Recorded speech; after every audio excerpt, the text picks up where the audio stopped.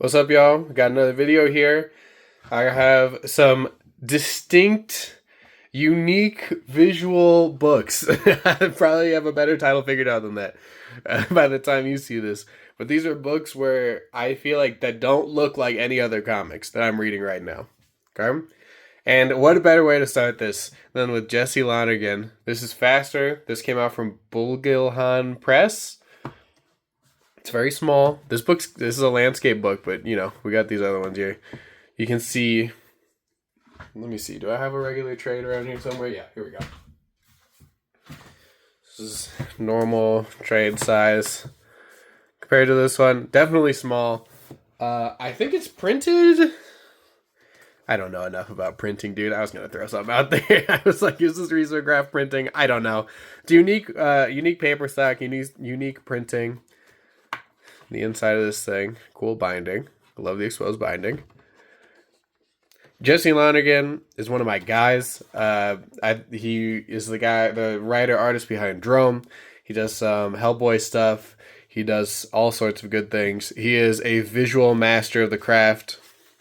He's one of these guys that's like distilling comics into its base essence whenever he goes.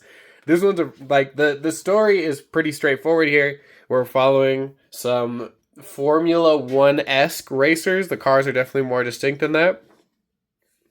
But it's basically like the big race of the year. We're watching a bunch of racers. This one's pretty short. I think it's like 50 pages or something like that. But the design, and Jesse Lonergan, I feel like is known for design already. But like the design of this book, I think is masterwork. There's some times where it feels like he doesn't even want you to read it in like the normal way a page is read. It feels like he wants you to take it in like all at once. Like the each piece of it comes together to make something greater as a whole than each individual part. He has all sorts of these teeny tiny panels. Some of them connect, some of them don't. It's very interesting stuff. Visually, I mean, it's Jesse Lonergan, bro. I've already said it. He's the king of the world, bro. That guy could do no wrong. Like stuff like this. It almost treats it like video game screens at times. He has these really simple icons so that you can always tell who is what. And although he's doing all this crazy stuff, at no point does he lose storytelling clarity. At no point do I not understand what is happening, despite the big swings happening on the page, which I think is the greatest thing any comic book artist can do. I think clarity is numero uno, is, generally accepted rule.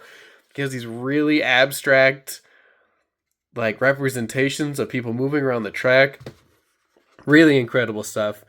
I feel like this is one of those books where like I could tell you everything that happens in the plot and you could still read it and enjoy it thoroughly. I'm not going to, because that's just not how I roll. Look at the arrows, dude. Look at this. That's such a weird move. Flashbacks coming in with colors. I mean, it's all of it. These little words, I don't know. He'll just throw stuff in, and it communicates so much story. But, story doesn't necessarily correlate to words. You know what I mean? He's a master of using visuals to communicate storytelling. That's really what it is. Drome showed it. This is also a great example of, like, his skill. He's just deep in his bag on this one. Faster by Bulgilhan Press. I got this on Kickstarter. I don't... maybe it probably has it on here. $20. Worth $20, although it's a small book. I feel like people are going to hear that price tag, maybe get scared off, but the production quality is there, and this is a masterwork. You should read every Jesse Lonergan book that's ever been released. It's just a fact. Up next, I got Last of the Independents by Matt Fraction with Kieran Dwyer on the art. The introduction of this book, Patton Oswalt does it, and he puts in words better than I think I could hope to. One, it's a landscape book. We love a landscape book. I love some funky, funky shit. But he describes this book as like less of reading a comic book and more at looking like a visual, like a storyboard for a movie script. Like a visual representation of a movie script. It definitely feels that way. This could be on the 90-minute action movie list. It's all done with this, like, super weird... I mean, when I first saw it, I was like, piss-stained yellow wash over the top of it. I literally have no idea how they're doing that. Like, how that is done. I'm assuming digitally? I don't know. I don't know how it works. Kieran Dwyer is not an artist I'm super familiar with, but through this book, I loved it. He's very good, distinct characters. There's great acting throughout this entire thing. This does not give you a like origin story like garbage nonsense. It like jumps in exactly where it's supposed to jump in, and we're off to the races. It follows this like small family unit. They kind of live off the grid in a sense, and they like to steal and heist. And here we go. They go on a heist and they stole the wrong money. Oh shit, what's gonna happen next? Pretty straightforward pitch. Doesn't make it any less enjoyable. Love the characters. Matt Fraction's writing is like quite witty. He's kind of...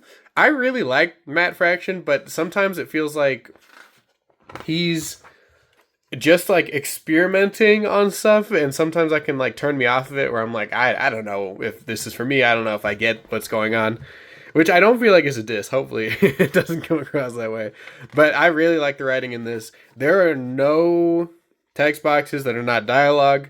The dialogue is not over explaining. I hate the over explaining dialogue. It feels very genuine. Everything that's said comes from a place of communicating to you the character intentions, or the character, and the I don't know, it like illustrates so much about each of these characters, which is important because we don't have a ton of time with them, you know? So it gets things across really quickly, I think. Yeah. I got this, I think, from Cheap Graphic Novels. It was a Nick and Dent sale, which I love there. If you buy comics, go to Cheap Graphic Novels. It's good stuff, man. So I got this for super cheap. I don't really know what it goes for usually, but shit bangs, man. It's good stuff. I really enjoyed this. I don't want to show too much because, again, this is a really quick read. But the landscape format combined with this like very unique single tone, whatever the hell they did here, is really something else. And I don't think it looks like anything else. So I wanted to recommend it to folks, man. You know, one of those Matt Fraction books I feel like that snuck under the radar for a lot of people. I mean, as far as I know. Yeah, good stuff. Last but not least, we have Breathtaker by Mark Wheatley and Mark Hempel. I made a like YouTube short, TikTok, whatever you want to call them, about this book already, so you might have seen a little bit of it. I bought this when it came out. I was like, this sounds crazy, bro. But then I know it's old, so it's like a reprint of it, and it felt like nobody gave a damn when this book came out. But I was like, I don't know, it's a fancy hardcover, dude. That looks interesting.